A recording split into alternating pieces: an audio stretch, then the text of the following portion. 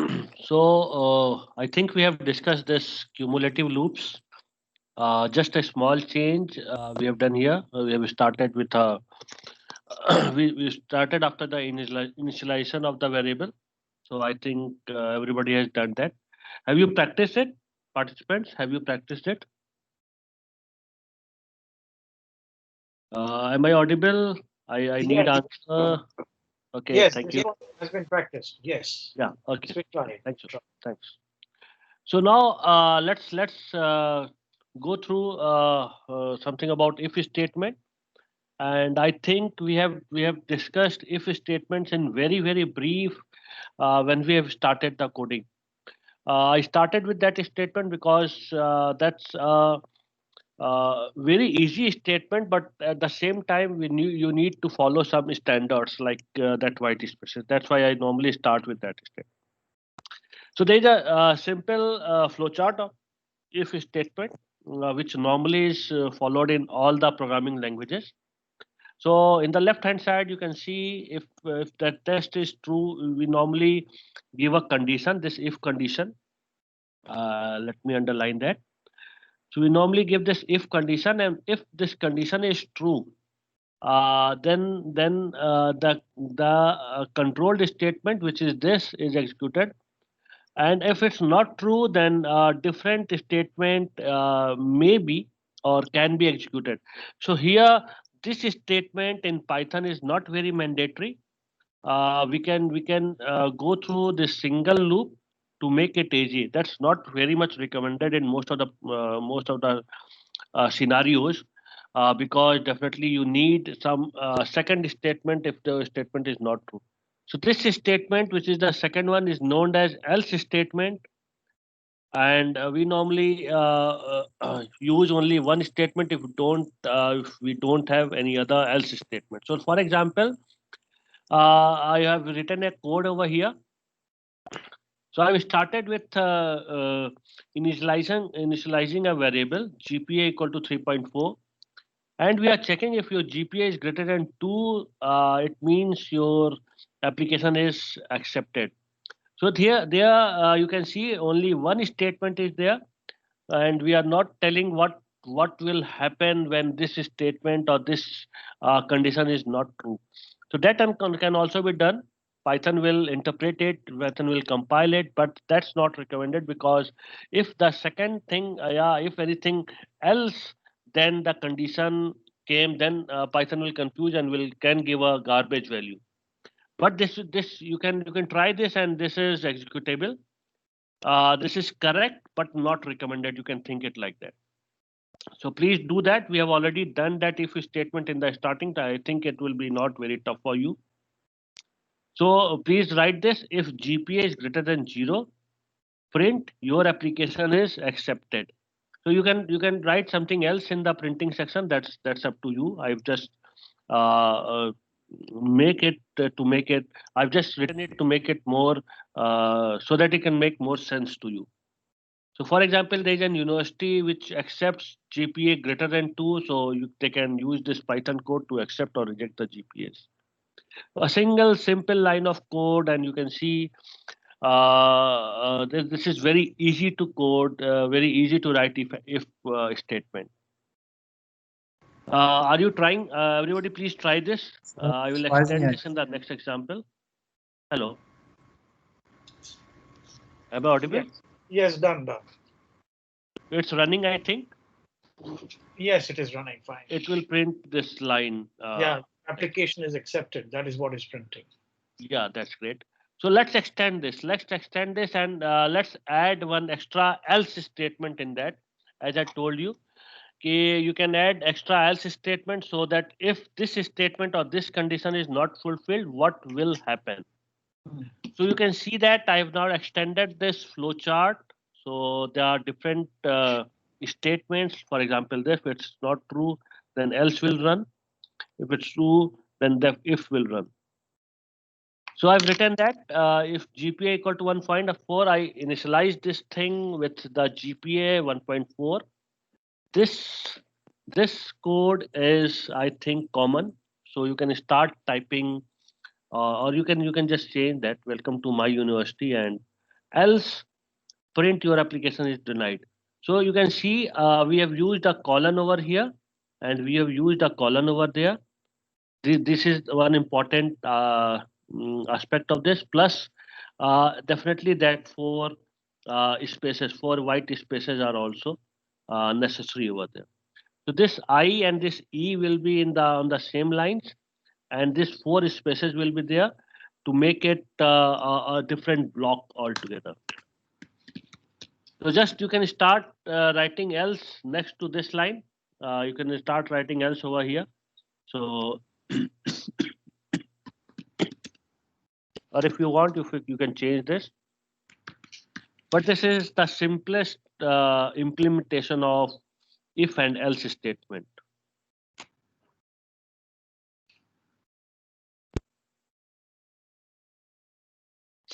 You can also extend it. So please write this, and I will tell you one more variation into this so that you can practice that later.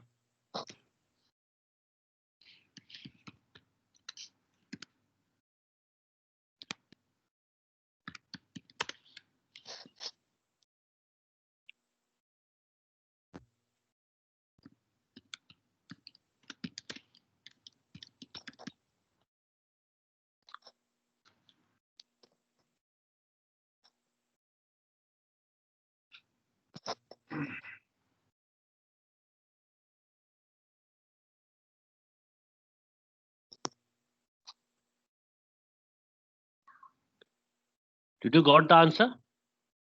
So that else command, Yeah. that else command will have to after two spaces, is it? No. This will be in this line, and this print command will be after four spaces. All right, that's the reason why. Yeah, I got it. So the answer will be this: your application is denied. Did you got this answer? Now I made it GPA greater than 1.4 and Okay. GPA Okay. is 3.4. So if I make the GPA as 2,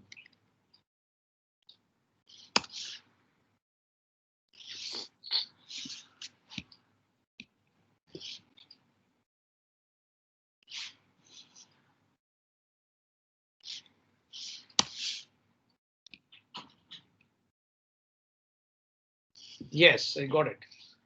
Okay, that's great. Change the numbers, then you can get the other result. Yeah, definitely. So that's what this loop does. So Correct. apart from that, you can use multiple statements like here. So here we have started with one statement. You can see this one statement, one condition. Now we have used two statement, two condition, one condition, one statement, and second condition, second statement. Mm. Now you can use multiple conditions and multiple statements. For example, what happen if your GPA is between 2 to 4? What will happen if your GPA is above 4? What will happen if your GPA is less than 2? So now there are three statements. So if you Yeah. want to add extra statement, you can add one L if condition over there. So now not the whole else if, it's known as the short form as L if ELIF. And using this L if, you can add as much as conditions you want. So multiple conditions can be added, and this is named as chained rule, CHAINED. So now we are chaining the conditions. So now, for example, you can definitely you can use a less than greater than thing also here, and that's up to you. That's you can practice it later. So that's about if else statement, and you can see it's pretty easy. Mm, so in C and C plus it's a little bit difficult, but in Python it's very easy.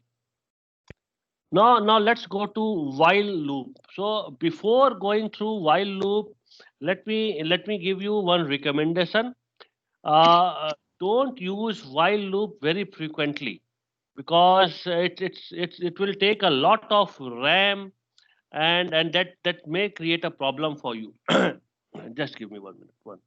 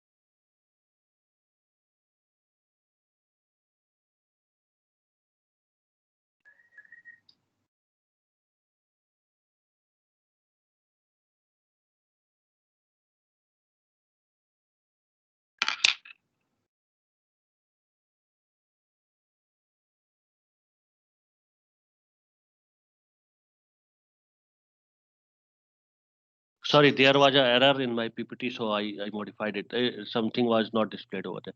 So anyway, I was recommended that please don't use while loop very much. So if you are writing an algorithm or you are writing a data science program, try to limit the while loops, because while loops take a lot of memory and take a lot of RAM, because normally when you start while loop, it try to take lot of memory so that it can facilitate all the conditions and all the statements. Because let me show you the while loop to you, then I think you will understand. So this while loop will execute a group of statements as long as the condition is true. So here we are giving a condition, but only one time, only one sort of statement is there. It's check in if loop, it's checking this condition once and running that statement. But in while loop, it will check this for multiple times. And you can also make indefinite loops for that, but that's also not recommended. So for example, so the syntax of while loop is like this: while this condition is true, please run that statement. So now again, we are trying to initiate a number equal to 1, and while this number is less than 200, print the numbers, and again multiply the number with 2. So what will it will do? It will start with 1. It will print the number if less than 200 loops are there. So it will print the number till 200 to till 199 loop. And again, it's doing the second thing. It's incrementing the number also.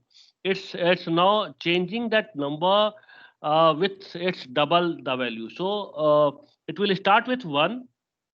After printing the 1, it will double the number, and it will print that number 2, because 2 is double of 4, and so forth. So just try to write this code. And here is the catch, what I was telling. So whenever you decide, whenever you declare that while number less than 200, this while loop allots, or while loop reserves that 200 memory spaces, or you can say 200 cells in the memory spaces, because it need to process that 200 numbers. So that memory is already allocated to that while loop, and that's why I'm saying while loops takes a lot of memory. Before compiling also it's take, before running also it's take lot of memory. So that's why I try to avoid while loop as far as possible. If you want to run something in multiple loops, you can think in a different way. You can definitely think out of box, if loop or maybe something else. But try to limit the while loop. I'm not exactly saying it don't use. You can use, but try to limit the number of while loops in a program. And if there is some computer science guy in this training session, I think he can explain what's the issue with that. But that's again a technical thing. So have you tried to write this? Have you written that number, and this while will start from the same thing, and but after that you need to give 4 white spaces over there. Are you all trying this? This colon is also necessary. Yes. Did you got the output?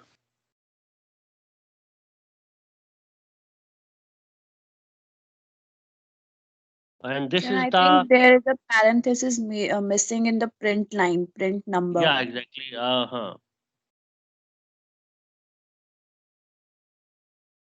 In your PPTs, quite a few places parentheses are not there. Yeah, this PPT is made for Python 2 and Python 3 both. Oh, I see. Okay, okay. So I told you that in Python 2, no parentheses were required, and in Python 3, parentheses are required, and that's why this is there. So some place it's missing, some place it's there. That's the difference between version 2 and 3. Correct. It's coming. And you can see the that flow chart is important. This kindly note down this flow chart. Kindly note all the flow charts, because that's the process how you think about a loop. So if the statement is true, then execute the control statement. If it's not true, then it will execute the statement which is after the while loop. So it will go on this line if something is there. Right.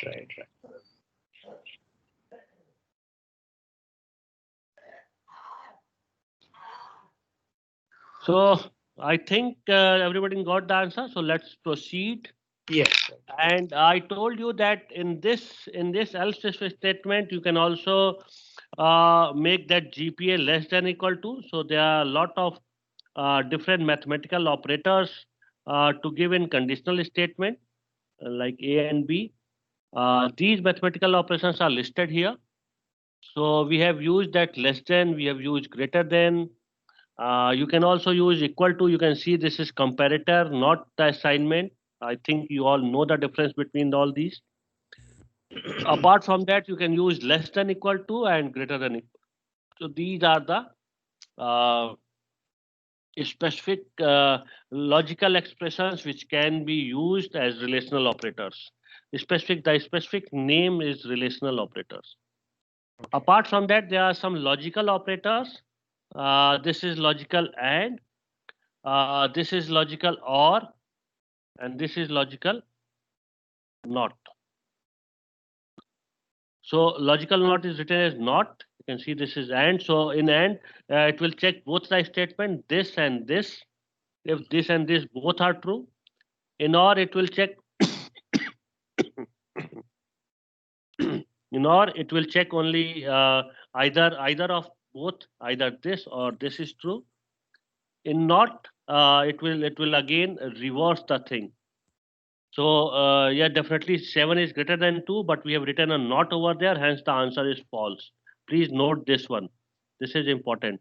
So if you want to revert, if you want to change without changing the sign, just add not in front of that.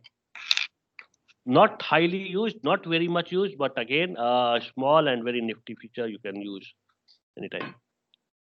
So these are the three logical operators, and these are 6 relational operators.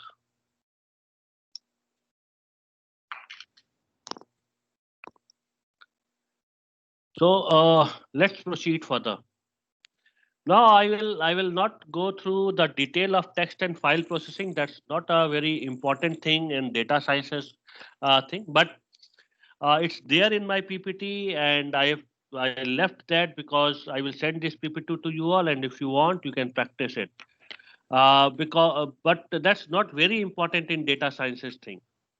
Now let's start discussing Python libraries, which was the exact topic of this session. So now we are on time. We are exactly discussing the same topic, which is dedicated for which this session is dedicated. So till now, any problems, any issues? Not so far, really. You explained it very well. Thanks for that. So in fact, Python is a very easy, most you can say easiest object-oriented programming to learn. That's the tag is with Python, and that's why it's very much preferred with data science thing. So because data scientists are normally expert in another domain. For example, you are expert in stats or maybe business methods or maybe finance. So definitely you need not to give lot of time to coding. That's why Python is used very much in this data sciences, because it's easy to learn by just dedicating very less number of hours. You can learn this and you can start coding. Sure. So anyway, let's go through Python libraries. I will discuss 2-3 very important libraries which are there, which is used for Python specifically for data sciences, and that's and also specifically for data wrangling, specifically how to clean the data, how to work on the data, how to process the data. That part is very much important, and and these libraries which I'm going to tell you is used for that. So the most important library, or you can say second most, or you can say one of the most important library is NumPy. NumPy is a library which is used for mathematical calculation. I request you all to kindly note down this. NumPy is used for mathematical calculations, and because doing a mathematical calculation in a computer is very easy if you use arrays. NumPy normally uses arrays to process the data. So that's also a feature of NumPy. NumPy full form is numerical pi, so you can do all the numerical things, all the mathematics things over there. And specifically, it works on arrays. One of the second most important, or you can say one of the libraries which are there with which consist of all the algorithms related to stats, or you can say science, is SciPy. This consists of all the linear algebra algorithms, differential equation, numerical integration, optimization, and stats. So a lot of different algorithms are embedded into that. So you just need to code the algorithm. You just need to call the algorithm, and it will work for you. So that's SciPy. I'm discussing SciPy just after NumPy because SciPy is based on NumPy. So there was a library of NumPy. On the basis of that, this SciPy is written, and that's why they are very much related. So if you go and install SciPy, it will definitely ask you to install NumPy also. So everybody tried and installed Anaconda. Anybody there who has installed Anaconda, whose Jupyter notebook is running? Yeah, we have, sir. Okay, so you can try and install this SciPy thing. The command, I'm just revising the command. The command is exclamation mark pip install. Sorry for my handwriting. And SciPy. S is capital, and I told you that in Python that caps and small is very much important. So pip install SciPy is the command, and it will install this SciPy for you. So you can just go and try. It will also tell you if your Jupyter notebook is working properly or not. Apart from that, the most important library for all those who are working in data science and machine learning is scikit-learn. Please note this down. So you will get all the algorithms related to data science. You will get all the algorithms related to machine learning. Either it's classification, regression, either it's clustering. I think you have gone through the concepts of classification, regression, and clustering. Am I right? So I think you have gone through that concept. So if you want to implement that concepts, you can use this scikit-learn package, and I will show you some codes how to use that. I will show you some processes. I will show you some on how to implement that on the data.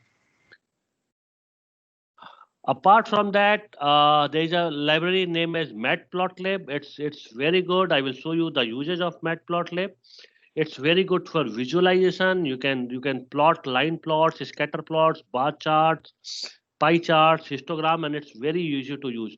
Let me discuss one thing over here. Python also consists of some charting tools in its core package. So without installing these packages also you can draw different type of charts on Python, but they are not so interactive. They are not so beautiful. Matplotlib normally beautifies that chart, and that's why Matplotlib is used very much over there.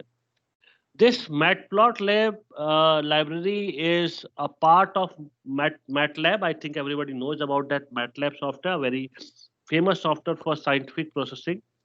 And that MATLAB guy has given this free of cost to Python, so now it's used in Python also. So all the charts and plots which you can see in MATLAB, you can also plot that in Python using Matplotlib.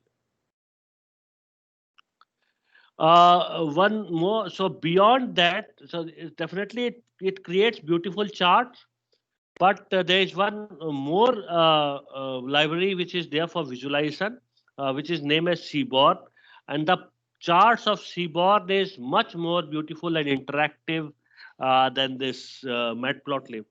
So if you want a good interface, if you want a very attractive statistical graphics, then you can use Seaborn also.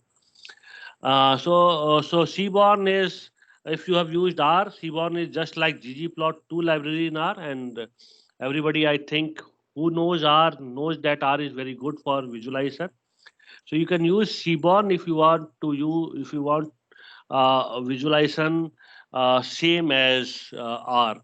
So the Seaborn is also a very good library. I request you all to kindly note these libraries. They are very, very useful. I also recommend my students to use all these libraries and to choose favorite libraries among them. So there, for example, for visualization, my favorite libraries is Matplotlib and not Seaborn.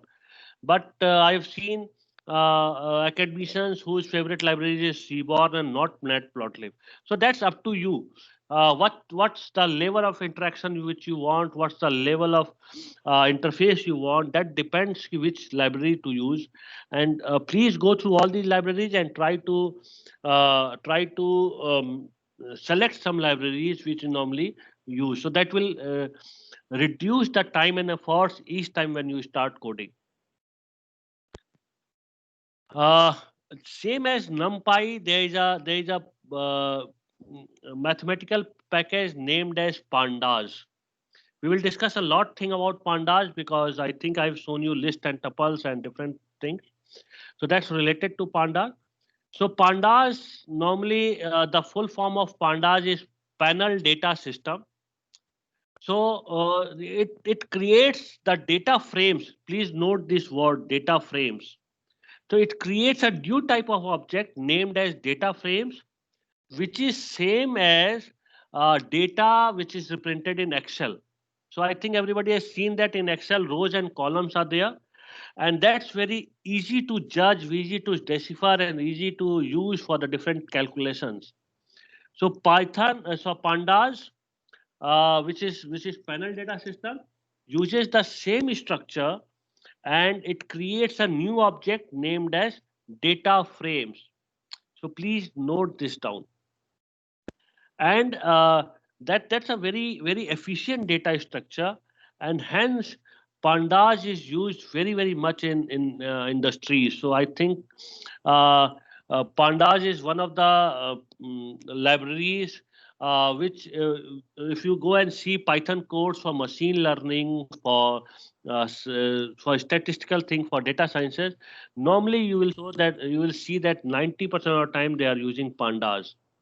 Most of the time they use NumPy also, but 90% of the time they use Pandas because these data frames are very, very efficient.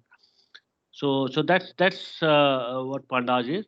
Apart from that, there are a lot of inbuilt functions in Pandas, specifically for handling missing data, for encoding data, and for different mathematical process. That's why Pandas is used very much. So we will go through Pandas. We will see the details of Pandas.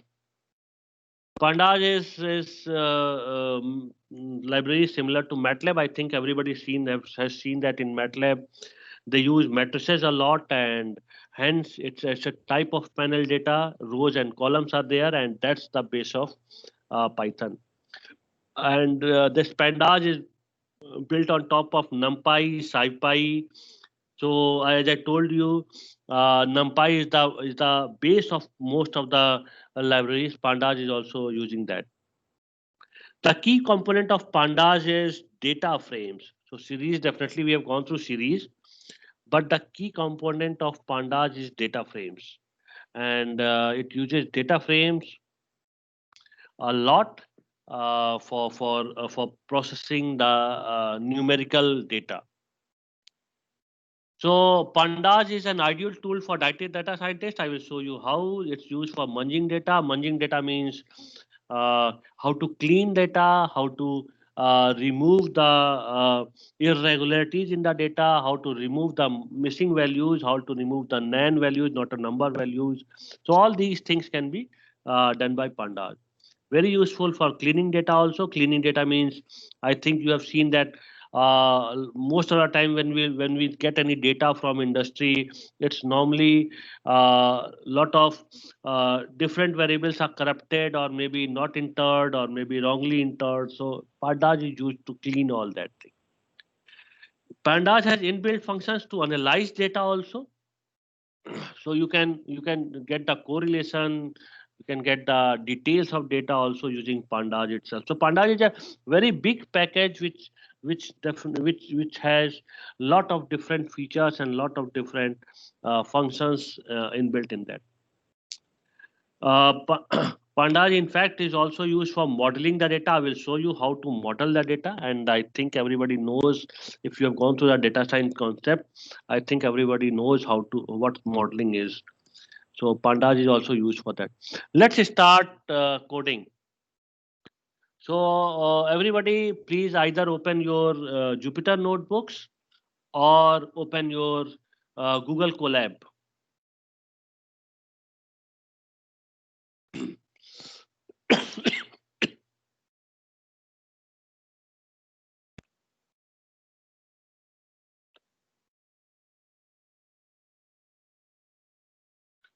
So are you doing that? May I wait for that or may I continue? I request you all to kindly do all these things, so it will be easy for you next time when you start coding, because I think that's how to call the libraries. That's definitely a new thing for you. Are you opening your Panda? Are you opening your Jupyter notebooks and Colab? Am I audible? Yes, sir. Yes, yes. Yes. Even here.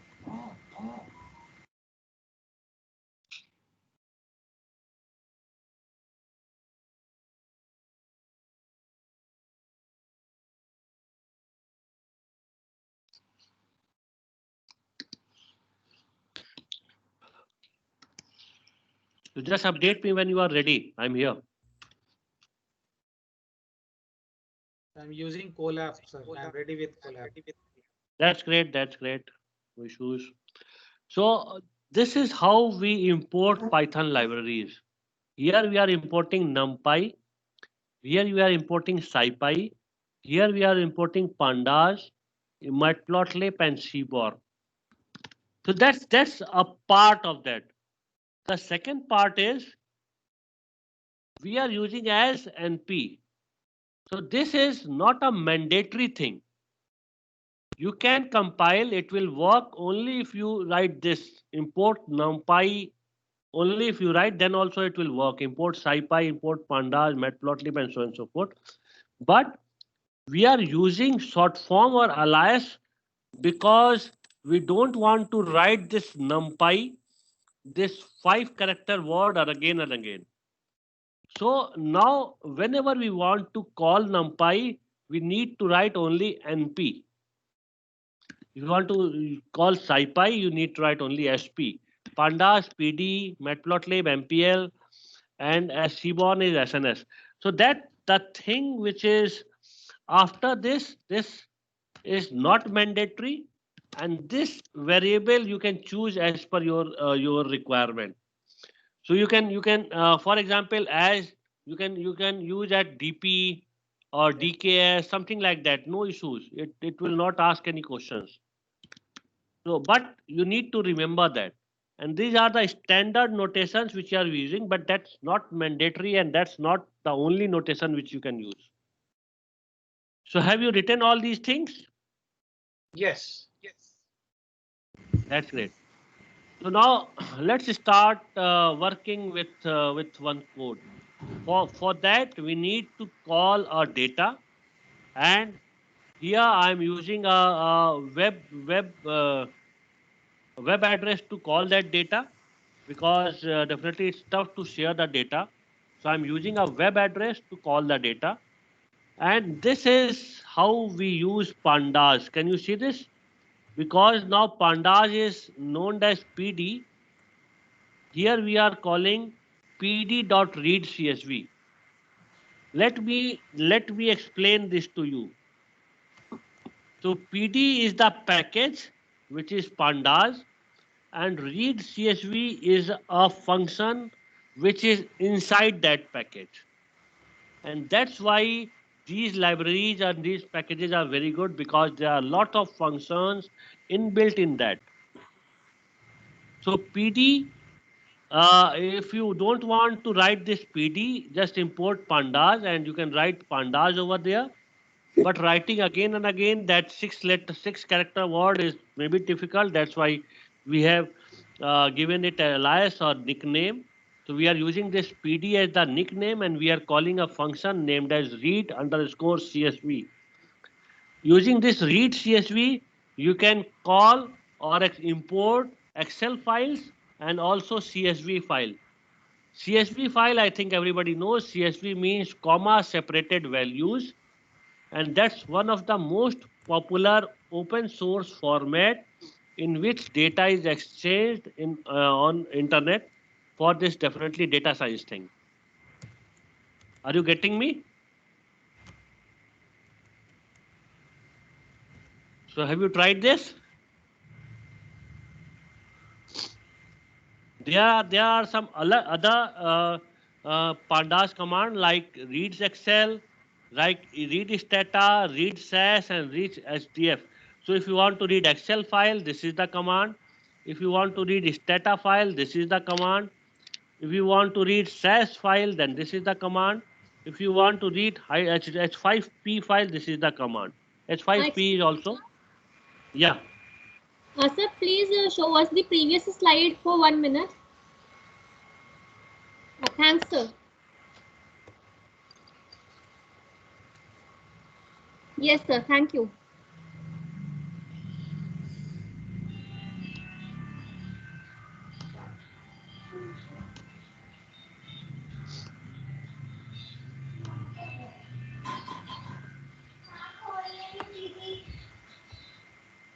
So you'd only have to write this thing. Don't write this thing. You don't have to type this. Hello Hello. Sir मैं प्रशांत हूँ। हाँ yes यहाँ Hello. read.csv file में अगर हमारे पास कोई image है, so how can put in here? नहीं, यह इमेज नहीं कॉल करेगा, ये केवल CSV फाइल कॉल करेगा। ओके प्रशांत जी, जो हम लोग अभी डिस्कस कर रहे हैं वो डेटा साइंस डिस्कस कर रहे हैं। तो डेटा साइंस में कहीं ना कहीं आपके पास डेटा होना चाहिए जो रीडेबल फॉर्मेट में होना चाहिए। और वो रीडेबल फॉर्मेट में या तो डेटा एक्सेल में मिलता है या CSV में मिलता है, इस टाइप के फॉर्मेट में मिलता है। इसीलिए आप देख रहे होंगे कि हम लोग केवल CSV, एक्सेल और उस पर बात कर रहे हैं, जिसपे हम कैलकुलेशन कर सकें, जो नंबर फॉर्म में हम कैलकुलेट कर पाए। सर अगर मैं इमेज करना हो कोई, नहीं, तो इमेज के लिए अलग से कमांड है और उसके लिए पांडास की रिक्वायरमेंट नहीं है। इमेज तो आप वैसे ही पाइथन से कॉल कर सकते हैं, रीड इमेज का एक वो कमांड मैं बता दूंगा आपको। ओके, तो पाइथन के लिए जनरली हमें जो सीक्वेंसिंग CSV फाइल है वही कर सकते हैं। नहीं, CSV है, एक्सेल है, स्टैटा है, SAS है, बट रीडेबल फॉर्मेट। जैसे मैंने इमेज को क्या कहा, इमेज में अगर कुछ है तो आप उस पर कैलकुलेशन नहीं कर सकते। ओके, इमेज आपने कॉल कर लिया, बट कैलकुलेट कैसे करेंगे? इमेज प्रोसेसिंग के लिए तो ठीक है, उसके लिए एक ओपन CV नाम का पैकेज यूज होता है। प्लीज नोट कर लीजिए अगर आपको वो यूज करना है। ओपन CV मैं लिख देता हूँ। Yes sir. एक मिनट, मेरी राइटिंग बहुत अच्छी नहीं है और माउस के साथ और खराब हो जाती है। ओपन CV नाम का एक पैकेज है, उसका सेकंड वर्जन मार्केट में ओपन CV 2 कहते हैं इसको। एक ये है, इसके अलावा एक और अच्छा पैकेज है जिसको हम पिलो कहते हैं, PILLOW। ये दोनों यूज होता है। और आप इसमें image.open यूज कर सकते हैं। ये कॉल करने के बाद image.open एक है, जैसे आपको PNG फाइल ओपन करनी है तो उसके लिए सिर्फ इमेज पिलो कॉल करने के बाद पिलो के साथ ये है image.open। जैसे हम लोग यहाँ पे रीड CSV कर रहे हैं, उसका image.open कमांड होता है। ओके, बट ये एक डिफरेंट लाइन है, मतलब आप समझ सकते हैं। जैसे मैं आपको एक सिंपल एग्जांपल बताऊं, जैसे हम लोग अभी ऑटोनोमस कार्स पे काम कर रहे हैं। ऑटोनोमस कार्स में सामने का डेटा आपको दिखना चाहिए, तो पहले आप इमेज को रीड करते हैं और तब इमेज को पहले पिक करते हैं और तब उसको डेसिफर करते हैं। तो ये काम के लिए आपको ओपन CV या पिलो या योलो, तीसरा एक और है योलो करके, ये सब यूज करना पड़ेगा। यहाँ पे जो हम यूज कर रहे हैं ये डेटा साइंसेस के लिए यूज कर रहे हैं, यहाँ केवल न्यूमेरिकल डेटा से मतलब है हमें, So वो YOLO इमेज तो डेटा या न्यूमेरिकल डेटा है। YOLO तो हाँ। एक फॉर्मेट है, नहीं योलो भी आप XML फॉर्मेट में आया ना? नहीं, योलो योलो भी एक पैकेज है, you only live once. YOLO package में अपार्ट फ्रॉम इमेज रीडिंग बहुत ढेर सारी मशीन लर्निंग के एल्गोरिथम्स भी इंक्लूडेड है। तो अगर आपको मशीन लर्निंग का इम्प्लीमेंट करना है उस पे पाइथन पे मशीन लर्निंग इम्प्लीमेंट करना है स्पेसिफिकली इमेज के लिए, तो योलो यूज करते हैं। योलो, ओपनसीवी, पिलो तीनों यूज होता है। योलो आजकल बहुत फेमस हो गया। Thank you sir. वेलकम।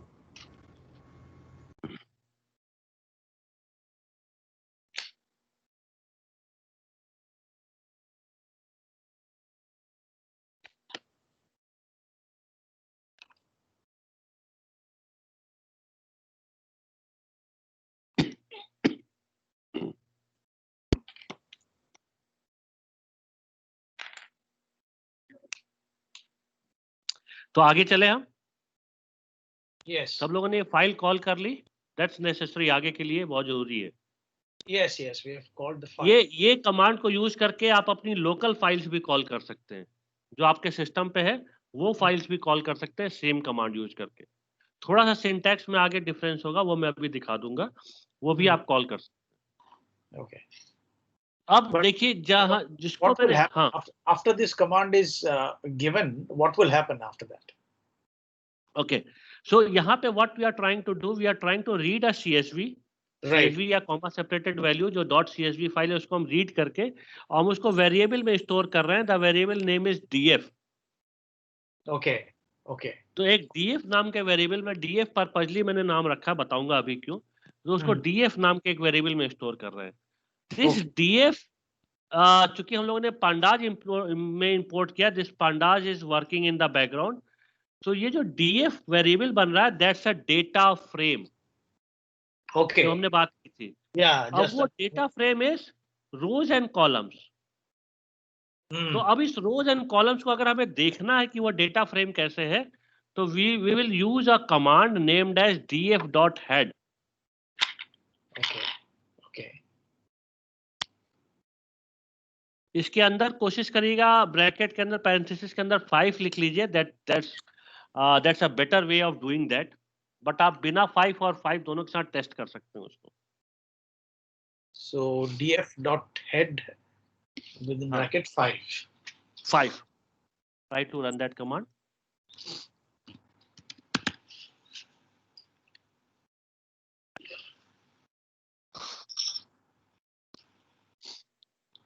तो दिस इज द आउटपुट दिख रही है आपको? Yes, that's correct. It has come. So now you can see the data format is exactly same thing, same like Excel. Rows and columns are there, and that's known as panel data system. That's why it's known as Pandas, panel data system. Right. So you can see a lot of data details are there, serial numbers, headings, and everything, column names, row names, everything is there. Same as Excel. आप इसको this df.head will show top 5 records। अगर आप 5 run कर रहे हैं, if you want to see the bottom 5 records, ये head की जगह you can use tail, but that's not really necessary। That's why head he normally prefer होता है, just need to see the structure of the data। So this pandas works in all together a different type of data types। मैंने कहा ना एक data structure नया create कर देता है named as data frame। तो जो Python में which is string, that's object in pandas। The thing which is integer or int in Python, that's named as int64 for more better resolution। Float is float64। and date time module Python की standard library में नहीं है, and that's included in pandas। That's why pandas is better than this आप ये कह सकते हैं native Python libraries। So now let's see the data types. एक बार हम जो इस data types जिसकी हम बात कर रहे हैं, let's see the data types. So to check the data types, what I'm typing ki just show me the data types of this salary thing. Can you see this? There is a column named as salary. दिख रहा सबको? This one. Oh sorry. अब हमको ये देखना है कि ये कॉलम नेम जो सैलरी है, what it's data type. So you can just select this from the DF. DF is data frame, जो हम लोग पहले बात कर चुके हैं. From that DF select the salary and show it's data type. Dot data type means इसको select करने के बाद run that command dot data type. D type उसको हमको डी टाइप दिखा दीजिए. सो DF salary dot data type will show the data type of salary. Try to run this.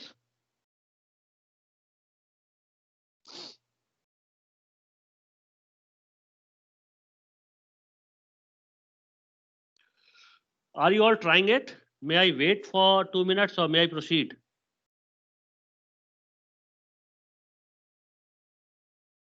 Yes, sir, trying. We just try. Okay.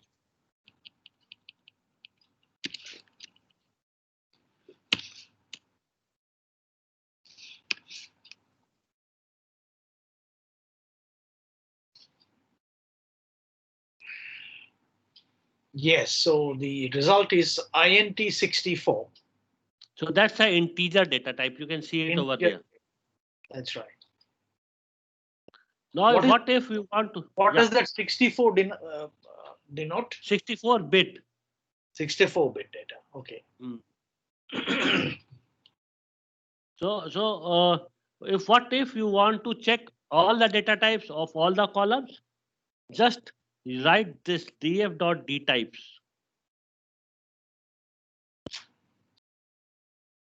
So rank is an object, discipline is an object. Object means string. PhD is an integer, service is an integer, sex is an string, salary is an integer. Excuse me, sir. Yeah. So when we are using both commands in the same block, like D types and head, Only the last will be displayed. it is only displaying the output of one Yeah, command. exactly. Again, the same thing which we discussed yesterday, day before yesterday. कि if you want to see the result of both, you have to use print. आपको पहले print use करना पड़ेगा. Otherwise, अगर आप print नहीं use करेंगे तो it will show only the answer of last command. And please note one thing. एक चीज यहाँ देखिए. I am using two different cells. एक अलग cell, एक अलग cell. And that's why I'm using two different cells. हर एक cell में केवल एक command लिख रहे हैं to showcase the output of that.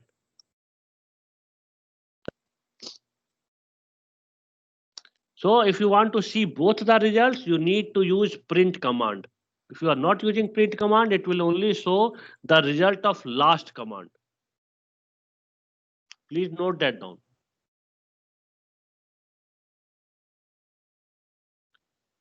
Excuse Now me, a sir. question from my side, huh? Sir, what if we write both the commands in one shell? It will only show the last result. Only this one will be Okay. displayed.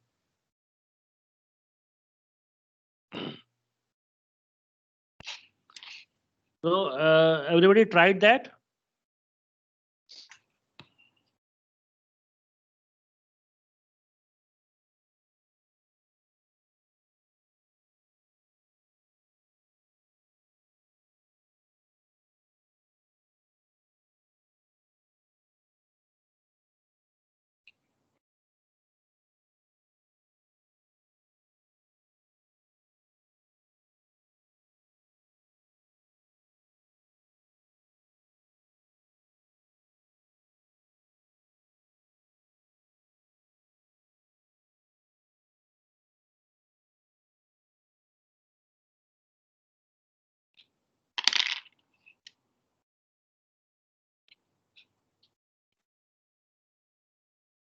So now a question from my side. अगर आप सब लोगों ने try कर लिया है, तो a question from my side. Yeah. What if we want to know the data type of only this rank thing. कैसे करेंगे? केवल rank का हमें data type चाहिए, तो हम उसको कैसे करेंगे? How to do that?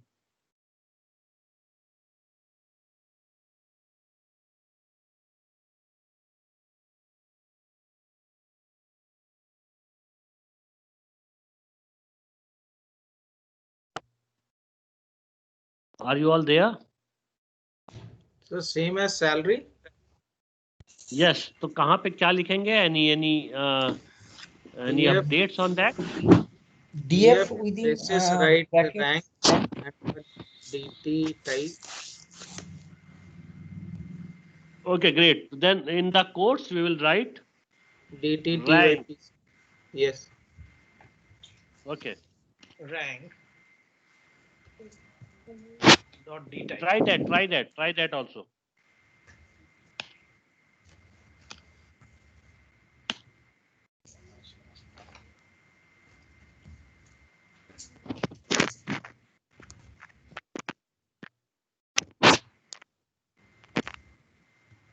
Sir, one error is appearing while we are calling this CSV file. अच्छा वो वहाँ पे what's the error? The invalid character in identifier. Pardon? What's the error? Error is invalid character in identifier. Which character? I've already typed as it is http:// whatever it's written. So try to replace that double colon with single quotes, double quotes with single quotes. Okay, okay. This will not very matter much, but anyway, try that.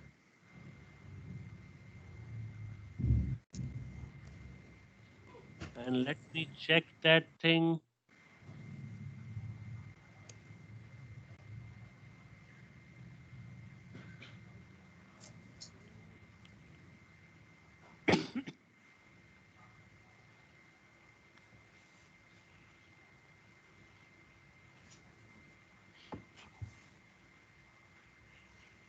Now it's saying that name DF is not defined. So it means you haven't called that pandas library. Pandas का library call किया? Yes, called import pandas as PD.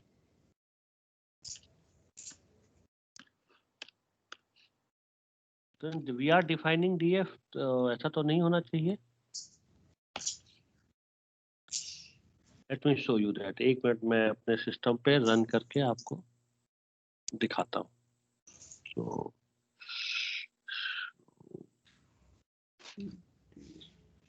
can you see this? Just. Yes, sir. Yes. मैंने यहाँ पे import किया and उसके बाद मैंने यहाँ df equal to वही चीज लिखा जो मैंने टाइप किया था. It's on the different shell. This command. हाँ अलग सेल में करिए, that will be good. हाँ. Okay, I typed in the same cell of the 6th row as a. अच्छा तो वो df 2 बार आपने लिख दिया होगा, then maybe that's the issue. No, not like that. Maybe I'm trying with this version. Version का इसमें Jupyter is I think उसमें वर्जन का इशू नहीं होगा. No, in this way. Okay, in the different shell. I written in the same shell. That's why it's appearing error. Now I'm typing on the different shell. Try to do that. ये दोनों एक बार करके देखिए. I can't send it on chat, but try to do that. Excuse me, sir. हाँ. Sir, if we extend this file with a read.csv command, and I'm taking another file with read.xl command. Okay, and I'm creating the data frame for both the files. And after that, the D types function, actually on my system, I'm getting only D types, not D type. I didn't got you. Sorry. Actually, I just upload this file, XLSX file. Okay, sorry. And actually, I used read.xl function for it. Read underscore Excel. Read. Yeah. Now I'm using D type, but actually I'm getting only D types function there. I'm not getting D type. Not getting means you have tried that dot D type. Yeah, I just tried D type and D types as well. Hmm. Or if is there any difference between D type and D types? No, there's not any difference. Only one column and all the columns. That's the difference. So if you want to get the detail of all the columns, normally we use D types. Otherwise, this is D type. Okay, sir. I'll see. Sir, I got the Let me. You got the result. yes. Actually, from my side, it's visible df hyphen, but it was equals. Okay. That's. Thank you. So that you can see the thing which we are discussing here, data frame that named as data frame attributes. So that D types is list the types of the columns. You can also get the detail of columns, dot columns. You can also get the access. You can also get the dimensions. You can also get the sizes, shapes, and values. All these things are possible if you use that df.attribute command. So now you if you want to use any of this command, you need to run it in the similar fashion, like df.dtypes. Same way here, df.columns, df.access, df.endim, df.size, df.shape, and so on and so forth. So it will represent the details. Okay. But don't try to do it now, because this is a data frame for different purposes. You may or may not get an error. Apart from that, there are these are the attributes. There are different methods also related to these data frames. For example, we have discussed this head. I think you remember. Yes. You can also get the tail. I discussed that. We've done that. Yes. Try to get this. Try to run this describe. Describe. This, yeah.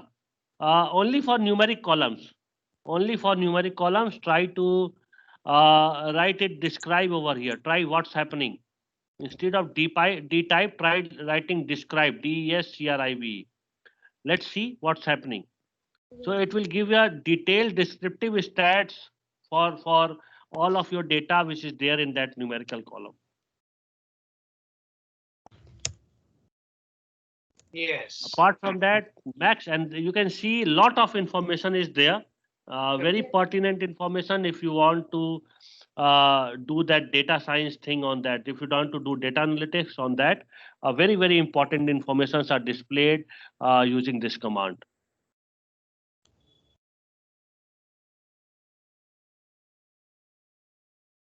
Apart from that, you can get max of any column, min, numerical columns only, mean and median of numerical columns. I think you understand the difference between mean, median, and mode. Yeah. Standard deviation, sample. If you want to drop all the columns with missing value, all the records with missing value, you can also use drop NA. So a lot of different methods are there. A lot of different features are there with pandas. That's why people prefer pandas very much. I think that described command tells you a lot about pandas. You can use that for pandas. That's a very beautiful library. So if you want, there are some examples. You can use that command like this, or use that command like this. We have used Yes. this thing for for subsetting. Yes. So after calling this specific column, you can type anything. For example, you can type min or max if that's a numeric command. If you want to try this.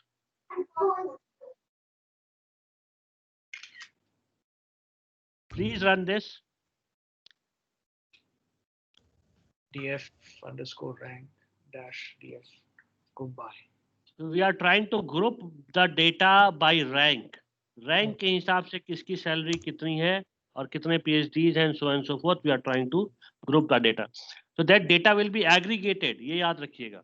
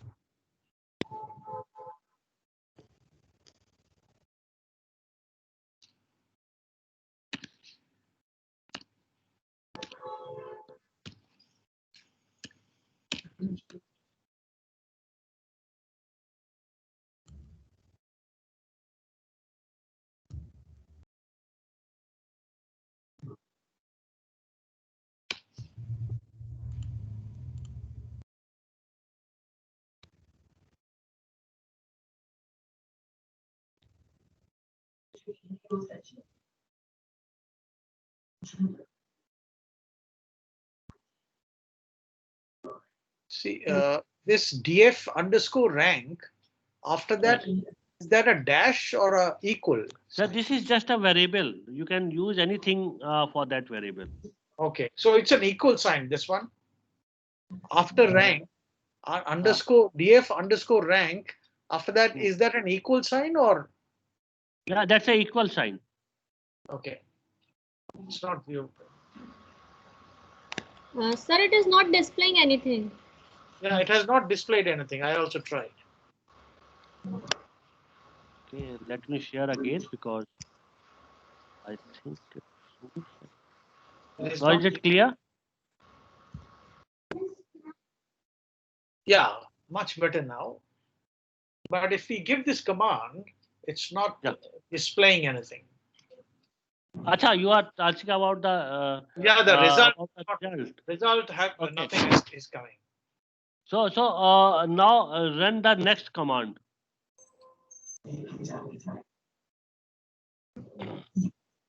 df underscore rank dot mean.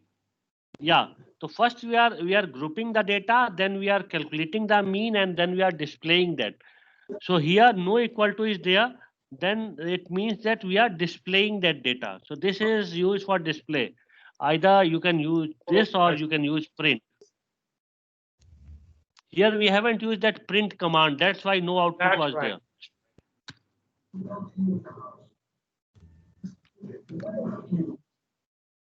It's running.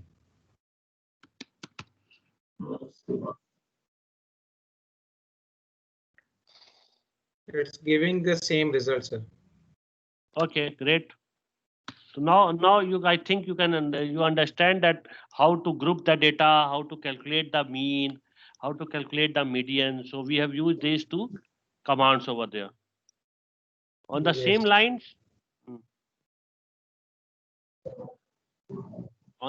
lines, you can use all these commands. Try to use all these commands, all these method commands. Look, can you go back to that slide? I just wanted to see that command. Yes, df underscore rank dot mean.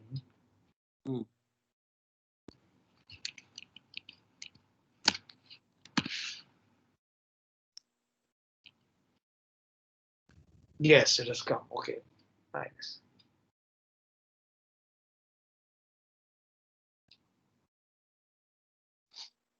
Right. Okay. Yeah, it has come. Thank you. Thank you. Let's proceed. So now let's do a more complex thing. Now let's calculate the mean salary for each professor rank. So each rank you can say. Now here you can see that's grouped by PhD, service and everything.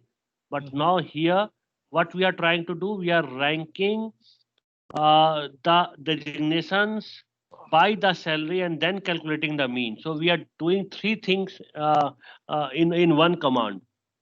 So we are trying to calculate the rank We are on the actually basis grouping of it by salary, rank. rank, calculating the salaries and calculating the And mean then of the salary. So the mean these of- three things are done in a single command. Try to do that. And that's also a very important thing with Python. You can combine the commands. That combination of commands are very, very well used in Python. So in a single line, you can write programming which are meant to be in multiple lines. So that's very efficient way of programming.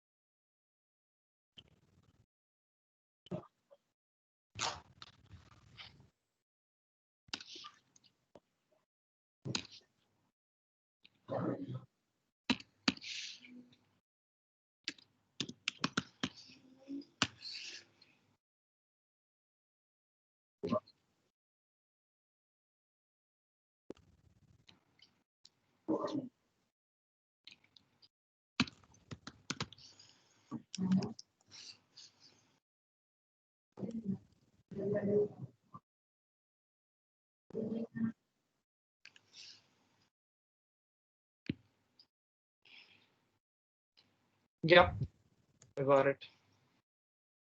Great. Professor, associate professor, assistant professor. Okay. Yeah. So now there is one very technical thing over there. So this is a series. This is a series data. If you want a data frame, if you want it in format of that Excel, this you can drop this bracket.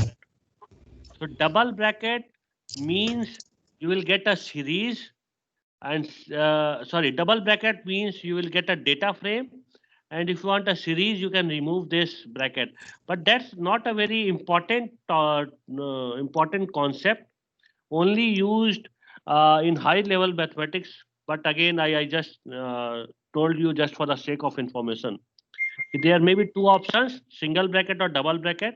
Double bracket will give you data frames, and single bracket will give you series. So now let's calculate the mean salary for these ranks. But you can also do sorting. Sorting is also possible. Writing just sort equal to false or true. Like this is sorted. So if you don't want to sort, you can write sort false. That all things are possible. That's also a very small thing. So that's need not to capture that. Let's discuss one more important concept. So again, here also we are trying to combine two things. If you want to calculate the salary, and then if you want to get only those data which is above $120K, you can also do that in a single line. You can do this by just using a single line. Same way, if you want to only get the data of only female faculties or female professors, you can use the command which is given in following cell. So you can see you can also use mathematical operators inside that command. So command inside that command, you need not to write 2 or 3 lines. You can do it on a single line.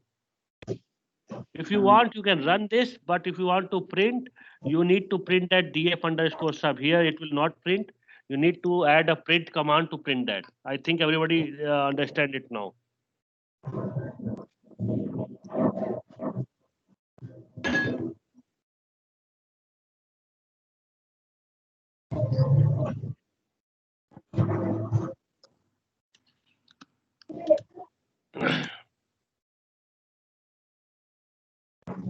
Are you trying it, or may I proceed? Yeah, I'm just trying that one. Okay.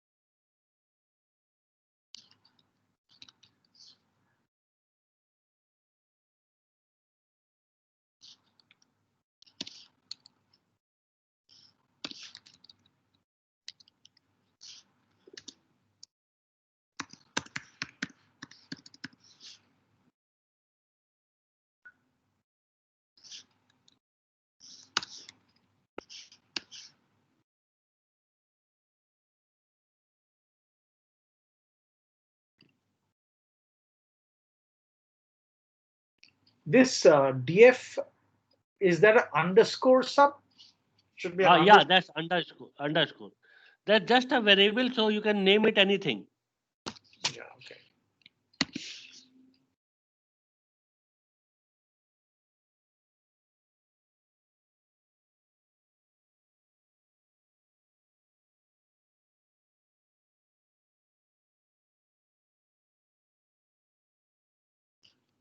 And there is a bracket here, df underscore sub equals df. Then there is a bracket opening and there is no closing bracket at the end. Okay. It's there. Because we are running two commands at once. So this is the first command, and to show you the second command, which is lying like this, so we are using that bracket. So two commands. That's why bracket inside that bracket.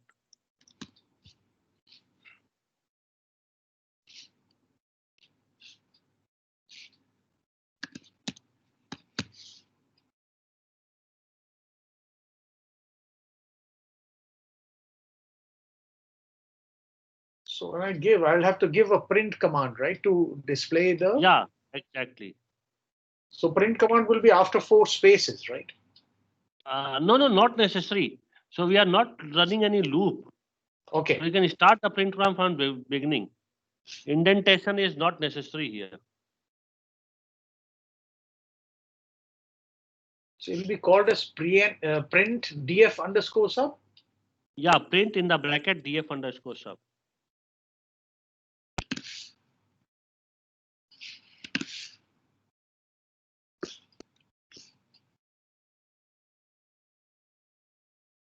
Okay.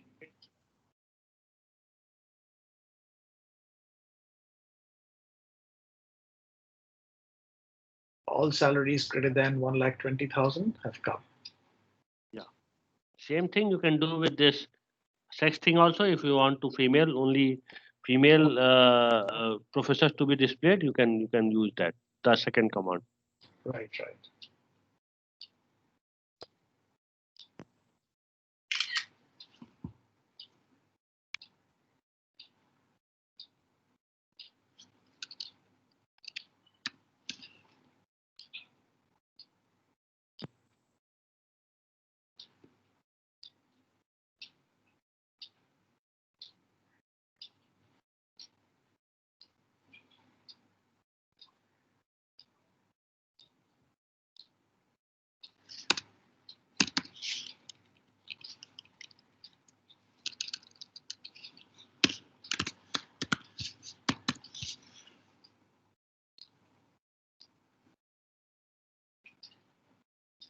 Yep.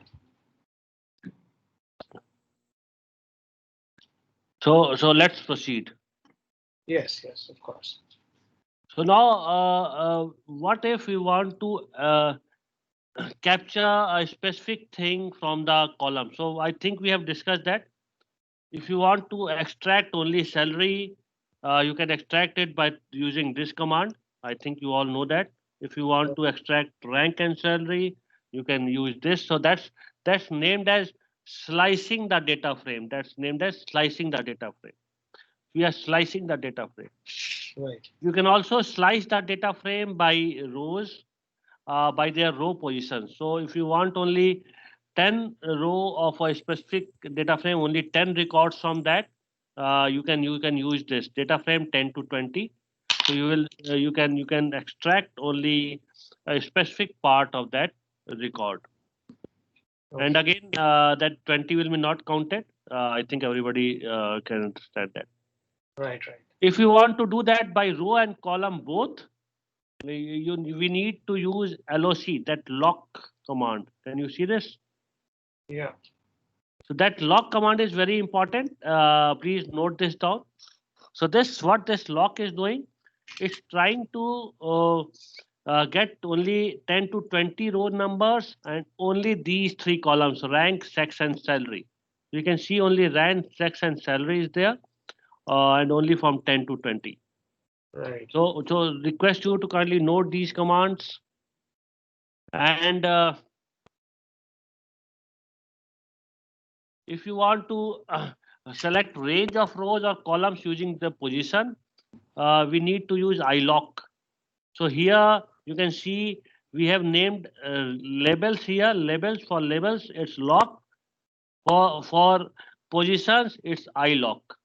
No difference. So in iloc, you will use this position 0, 3, 4, 5.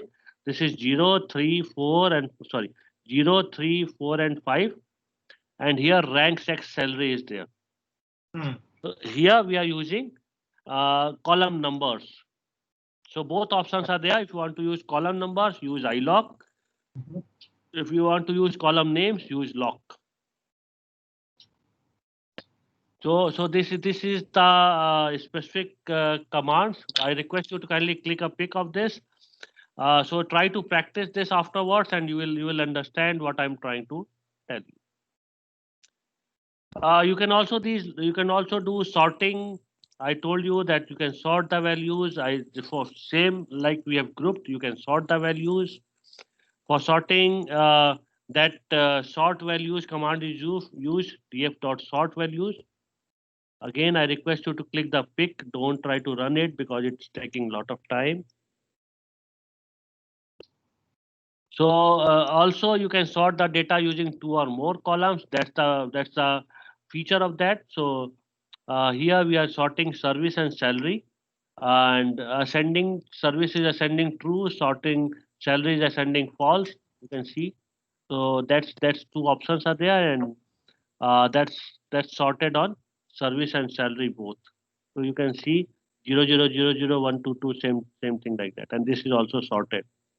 So double sorting sort of thing is also there. This is a very important command.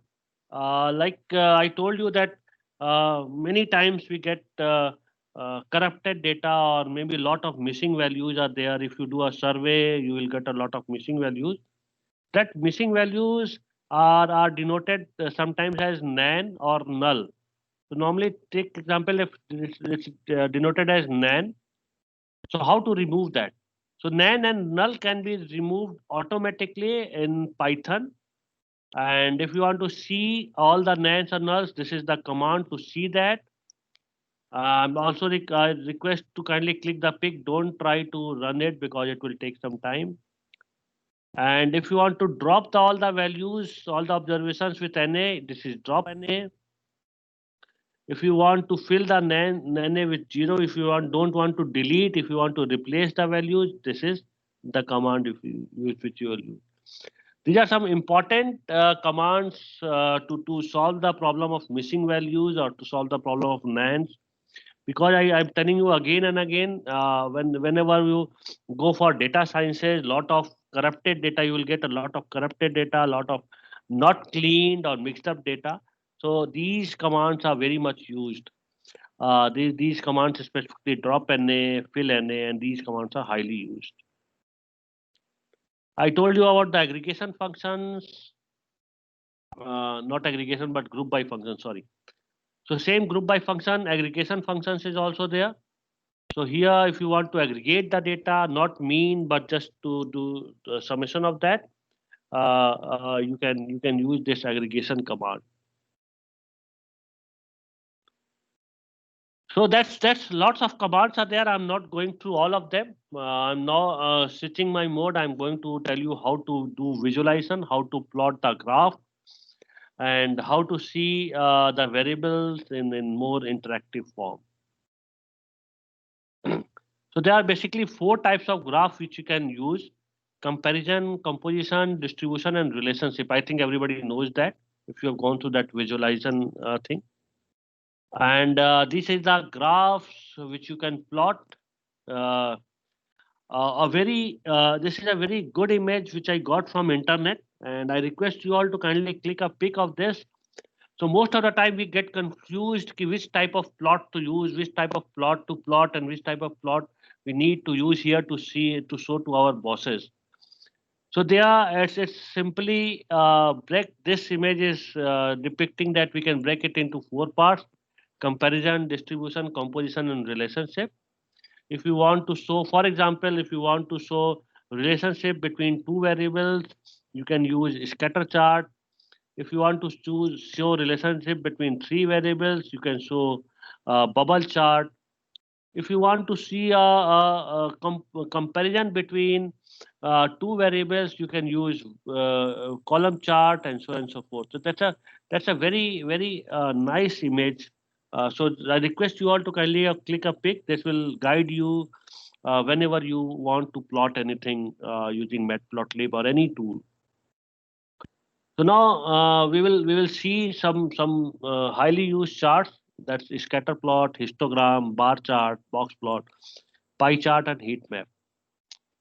So let's directly start with the visualization. So I request you all to kindly just run this command. So I've imported. Can you see this? Is it visible?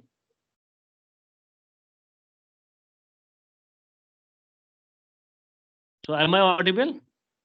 Yeah, it's a little Yes, bigger sir. size. Yeah, I also experienced that. So let me check. Yeah, So can you see this? much better, much better. Yes, yes. Yes, sir. Yes, sir.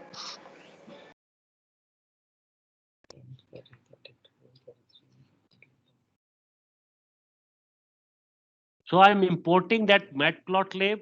The part of matplotlib is pyplot. I'm importing it as at plt because I need not to write this several times. And I'm using two synthetic data. But Temperature and ice cream. earlier we had already imported it, right? As MPTO. Yeah. You can So we use can that. use that, Yeah. right? But again, try to run that code because I have to do a little of tweaking in that. Here Okay. I'm specifically calling a specific function pyplot, not the whole matplotlib library. So calling library definitely is a tedious task. It will use a lot of memory. So only one part of that library is called.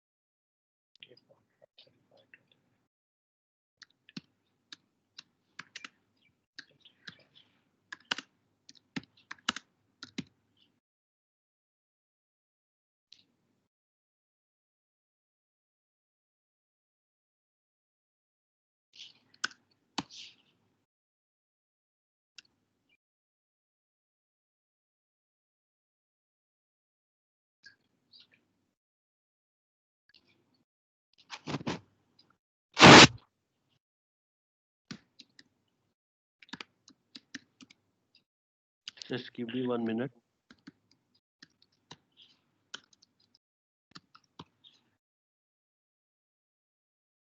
Oops.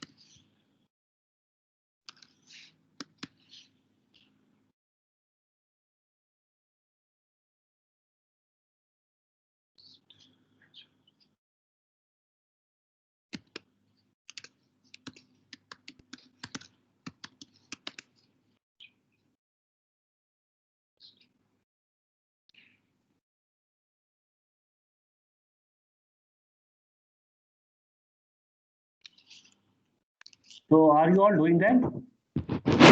Yeah. You got any results? No, we are just doing it. Yeah, please. So just do this so that I can show you what's the details of this command.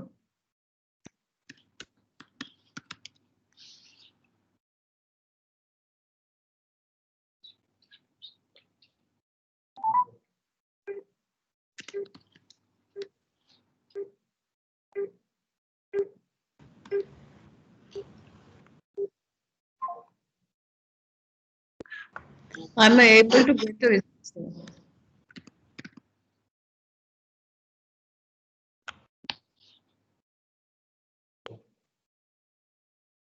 Pardon? So the graph has been plotted. Just my graph has not come. Matplot linked up by Xplot.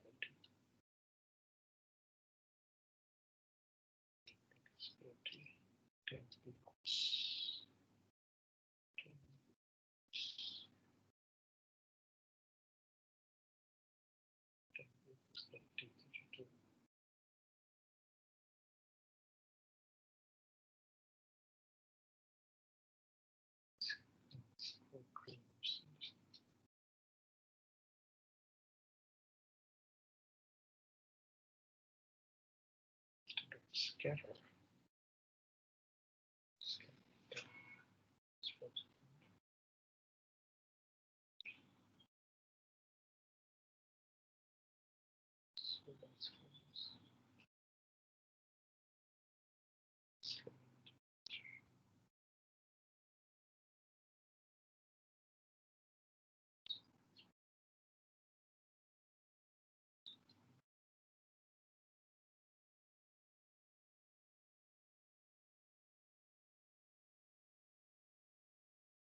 Yeah, the graph is plotted out here.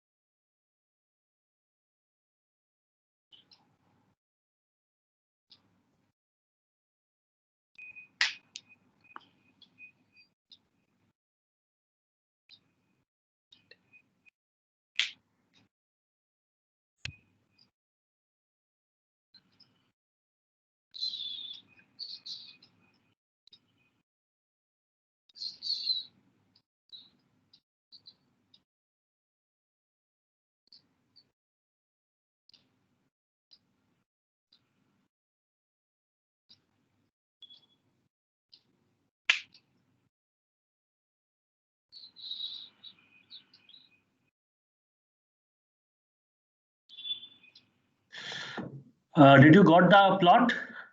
Yes, yes. It's like this. Yes, that it is. So let me tell you the details of this. So I will tell you one by one. So this is the main line of scatter plot. You can see this. So here we are calling this library plot, and now we are calling that scatter plot from that library, which is named as scatter. So plt.scatter means we are calling that library, and we are calling scatter plot from that library. Okay. This is the x value. You can see this x-axis, and this is the y-axis. Right. So we need to give the x-axis and y-axis, and we are giving it in numbers. Right. You can title it. You can use that title. So this is the title. You can see it's written over there. X level means you can write it. That will be shown on the x-axis temperature. You can see Y label. It will show on in the y axis, and this plot show this last line is important. This will show the details. So as you can see, these three lines are not mandatory, but it's help and you can say better visualization of the graph. Only these two lines are mandatory. Also, these two lines can be combined, but I will show you after some time how to combine these. Now let's try to plot a histogram. One question. Yeah, please. This it has to be in the order of x and y. No, not necessary. Not necessary. It can be y and x also. Yeah, exactly. Okay. So now let's see different graph. Now we are again generating a synthetic data, and now we are trying to plot histogram. So that histogram, all the things will be common, except that you can change this to hist, HIST. Hist means histogram. So what you can do, remove that, change that to hist, and try to run that. So you can plot this histogram of this temperature. Try to do that. Exactly like this, but I'm trying to say that try to use that temp values only. Excuse me, sir. Yeah. So there, the first line is import matplotlib.pyplot. Can you tell me just what is this matplotlib and what is this pyplot and why we have used a dot? I understand PLT. Yeah, that's a good question. I explained this in the beginning. So matplotlib is a big library. There are multiple types of plots and definitions in there. PyPlot is a part of matplotlib. So here we are not importing the full matplotlib package. We are importing a small part of that because we don't require a lot of decorations over here. So we are only calling this pyplot, which is a part of matplotlib. So that's why matplotlib.pyplot, and we are calling it as PLT. Can we say that PLT we have created as an object of this? Yeah, exactly. We are creating an object. You can say that. Everything in Python is an object, so that will not be a problem. Fine. Thank you, sir. Apart from that, I told you about hist. You can plot bar charts .bar. I think everybody now can do that. Just go back, go back to the histogram slide once. Yeah. Okay, thanks. So you can do this. You can plot this bar chart. Request you to click a pic of this. There is a one very good plot named as box plot. It shows a lot of stats. So click a picture of this and click a pic of this source also. You will learn a lot about box plot. So to plot box plot, again, that simple command box plot. You can plot a pie chart, plt.py. You can plot a heat map. Heat map is also there, but heat map here we need to extend some. We need to add some extra things for heat map. So you can see a lot of different commands and codes are there for heat maps. So these all things are possible. I will send you the PPT. I request you all to kindly practice this so that you can understand all the nitty-gritties of all these plotting libraries and mathematical libraries. So that's all from my side. Any questions, or if you want to ask something, if you want to add something extra, please come up with that. I think I have taken some extra time. It's already 4:10. Deepak, sir. Fine. But I think a lot of inputs, so we really enjoyed taking inputs from you. Deepak sir, good evening, sir. Yeah. Good evening. And I am a research scholar from Andhra Pradesh, sir. Can you help me in any CNN program to be discussed at least by tomorrow, if possible? I don't have any sessions tomorrow, so I think. Yeah. Actually, one-to-one it will be difficult. Because we have to go through with the sessions that have been planned. No, maybe I understand. You can take, no problem. Maybe you can take contact details of Deepak sir and contact him on personal basis. Okay, ma'am. Yeah, sure. You can do that. I also work a lot in deep learning area. Okay. So CNN definitely I can explore a lot of codes and processes related to CNN. So I can help you on that. I'm working on Then drop actually your mail. food recognition and calorie management, sir. Actually, that's what Pardon? food recognition and calorie management. Okay. Okay, sir. Can you help me in giving your mail ID at least, sir?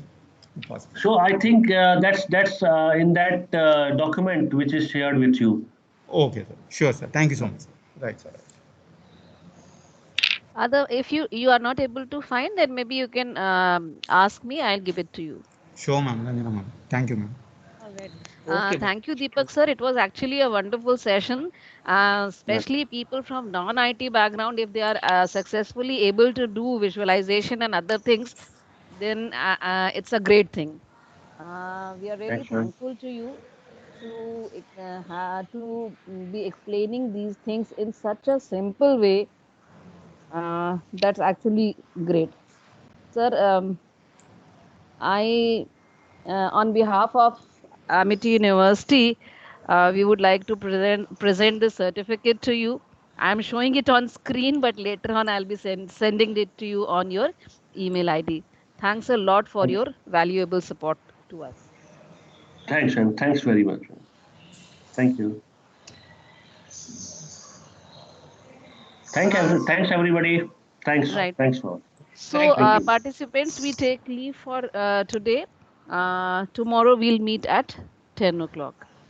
All right. Thank you. Right.